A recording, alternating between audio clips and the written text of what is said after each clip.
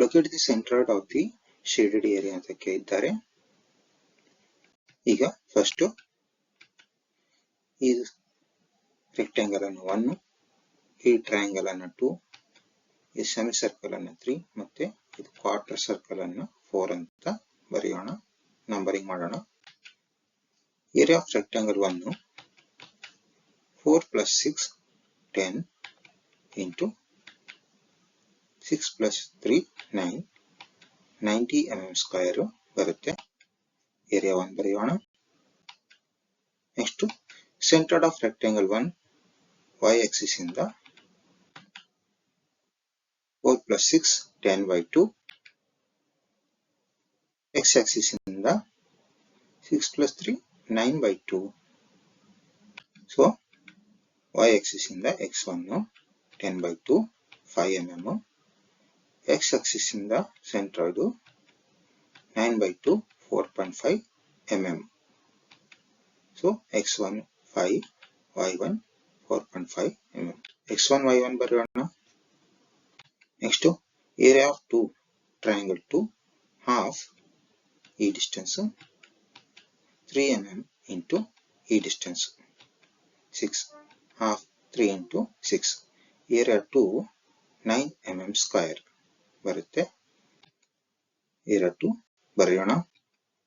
Next centroid, ಇದರ centroid y axis ಇಂದ 4 plus 6 plus 1/3 of 3, 4 plus 6 plus 1/3 of 3, ಮತ್ತೆ x axis ಇಂದ 3 plus 2/3 of 6. ಇಲ್ಲಿ ಅಪೆಕ್ಸ್ ಇಂದ ಸ್ಟಾರ್ಟ್ ಆಗ್ತಾ ಇದೆ. ಈ ಡಿಸ್ಟೆನ್ಸ್ 2/3 of 6 ಆಗುತ್ತೆ. ಯಾಕಂದ್ರೆ ಇದು ಅಪೆಕ್ಸ್ ಇಂದ ಈ distance 2/3 of 6. So 4 plus 6 10 plus 1/3 of 3. So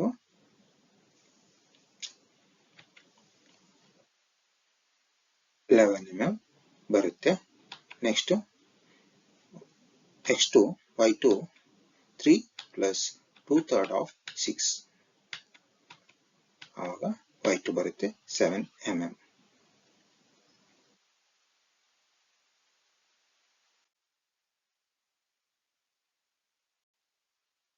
x2 ಮತ್ತೆ y2 ಬರೆದಿದ್ದೀವಿ. Next area of semi circle 3 radius 2 mm ಆಗುತ್ತೆ. ಡಯಾಮೀಟರ್ 4 ಇದೆ. ರೇಡಿಯಸ್ 2 mm ಆಗುತ್ತೆ. Area 3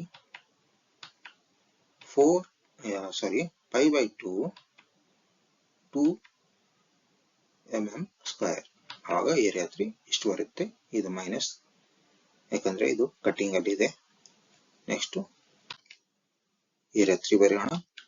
next centred of area 3 y axis ಇಂದ ರೇಡಿಯಸ್, ಇದು ರೇಡಿಯಸ್, ಮತ್ತೆ x ಆಕ್ಸಿಸ್ ಇಂದ ಈ ಟೋಟಲ್ ಡಿಸ್ಟೆನ್ಸ್, ಇದು ಟೋಟಲ್ ಡಿಸ್ಟೆನ್ಸ್ ಇಷ್ಟು 3 plus 6 9 ಮೈನಸ್ ಈ distance 4r/3π.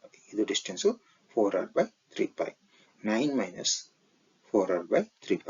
So y axis ಇಂದ 2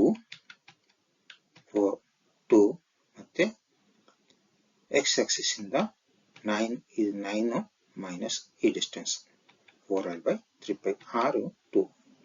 ಆವಾಗ y3 8.151 mm ಬರುತ್ತೆ. x3 ಮತ್ತೆ y3 ಬರೆಯೋಣ. x3 y3 ಬರೆಯೋಣ. Next A4 area 4 pi/4 into r square. pi/4 into r square.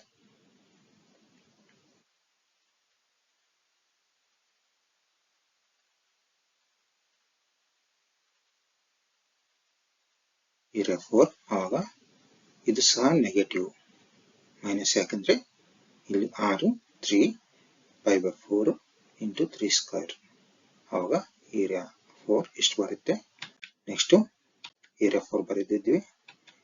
Area 4 y axis ಇಂದ ಎಷ್ಟು ದೂರದಲ್ಲಿ, centroid of area 4 y axis ಇಂದ ಈ ಟೋಟಲ್ ಡಿಸ್ಟೆನ್ಸ್ ಈ ಡಿಸ್ಟೆನ್ಸ್ ಅದು